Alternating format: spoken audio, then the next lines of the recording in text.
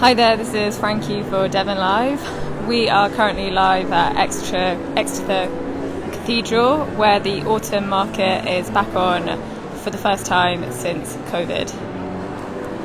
I'm just going to take you for a walk around the market before we catch up with Colin from India in a Jar, who's got his stall right in front of me.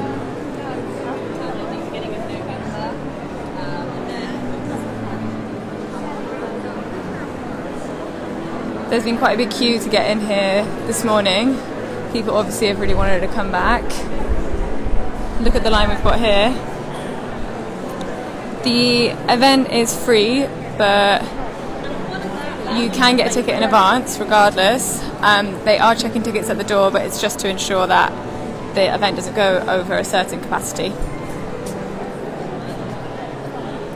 As you can see in front of me, it's pretty busy.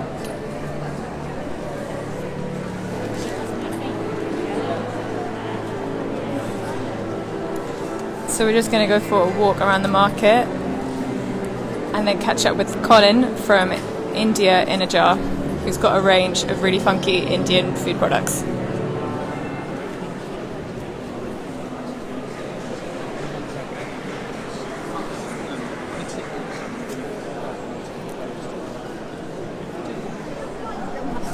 We've got a lot of liqueurs for sale here. There's lots of pottery and weaving and local art.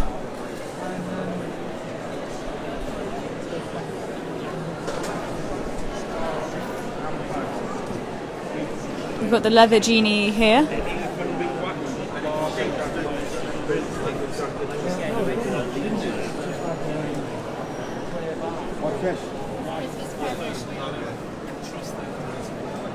You can't rob it in.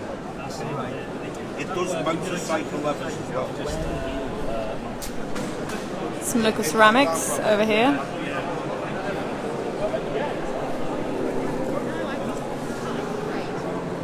There is a percentage. And as usual, there is a big crowd hovering around Colin's store from India in a Jar, who we are just going to go and speak to in one moment.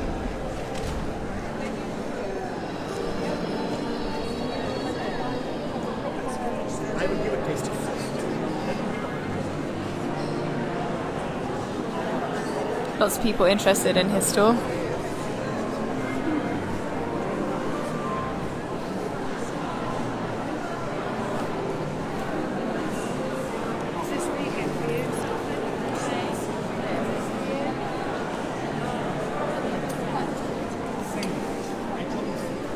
We're just going to wait 1 sec for Colin to be free. Hey Colin. Chicken.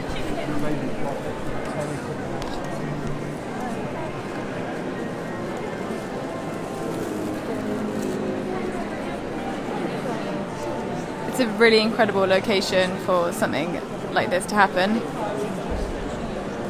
The cathedral's also just recently announced that the Christmas market is going to be back on as well. And yeah, people obviously are really happy to be back here again to check out some local products.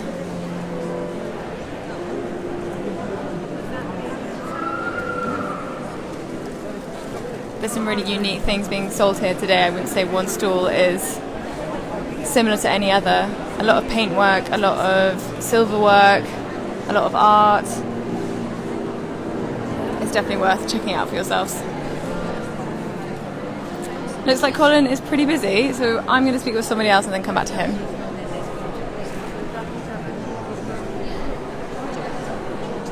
By making small pieces like flowers to demonstrate the laying out of the fibres, adding water and soap, and then just rubbing it until it forms the flower. Oh, amazing. So is this flower in front of us, is that something that would go onto one of the final products? Yeah, I either add them into something or I make brooches to just finish off the shawls with them.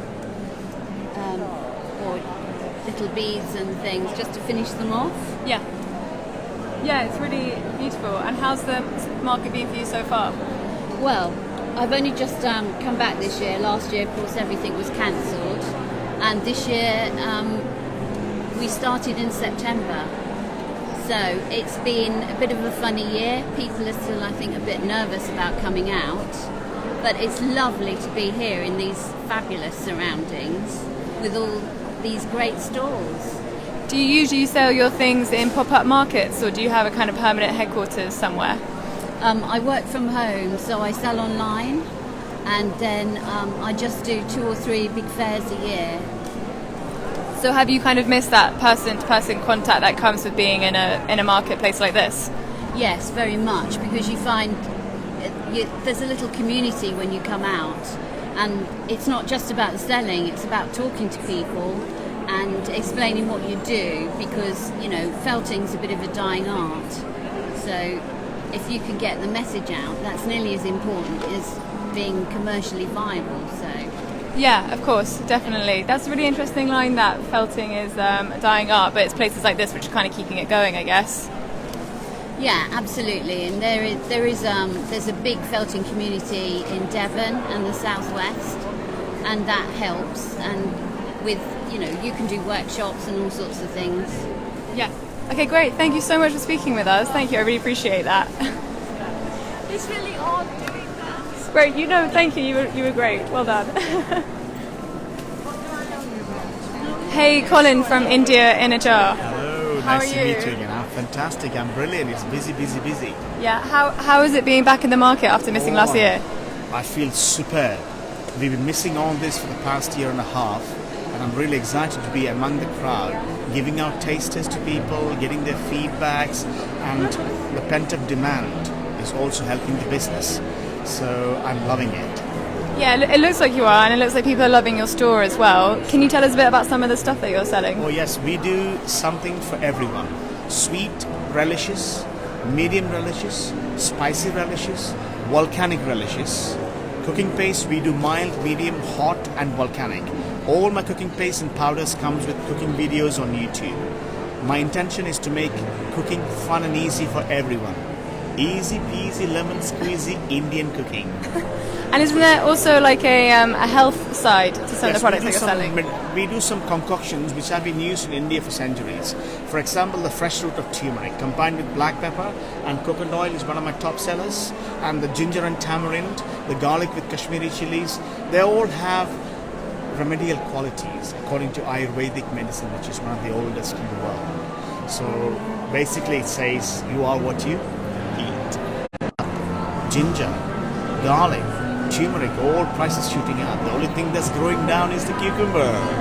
Why do you think the prices are shooting up? Because of all stemming from COVID Yeah. and the recent issues with farmers were quarantined in India. There's no harvest, crops were lost, shipping companies not working as normal because sailors were quarantined. Now the blockage in Suez Canal, which happened a few months ago. Now the latest lorry driver problems. It's all having an impact, direct or indirect. I think that is the reason.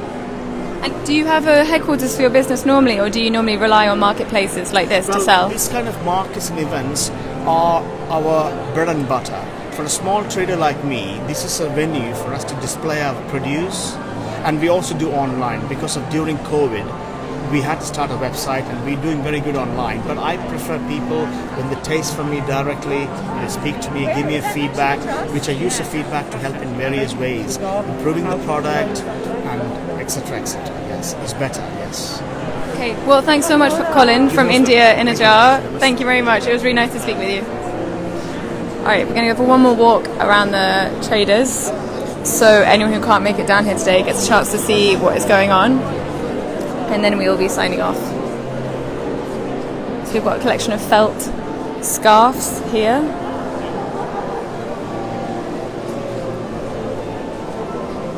Plenty of ceramics on sale here. A lot of jewellery. It's pretty inspiring that most of the things that are on sale here today have been made by local residents in Exeter, and it says a lot about how vibrant and creative the community is here.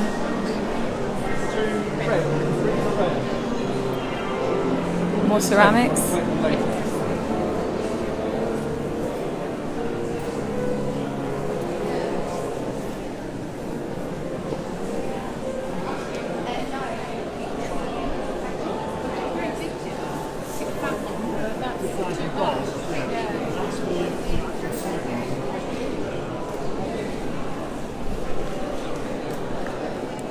some candles.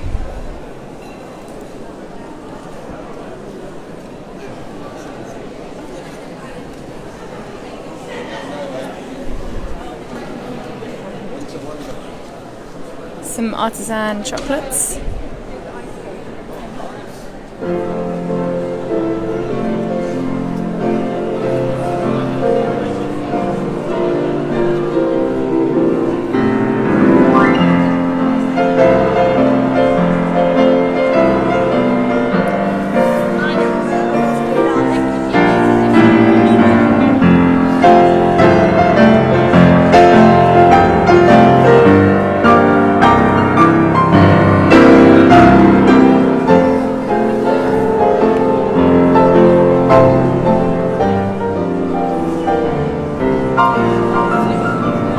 And here's a view of the entire market from the end of the cathedral, and you can see it's pretty atmospheric, to say the least. Thank you everybody for joining, and I'm going to be signing out. Check out Devon Live's homepage for more coverage on Exeter Cathedral's autumn market later on. Thanks and bye.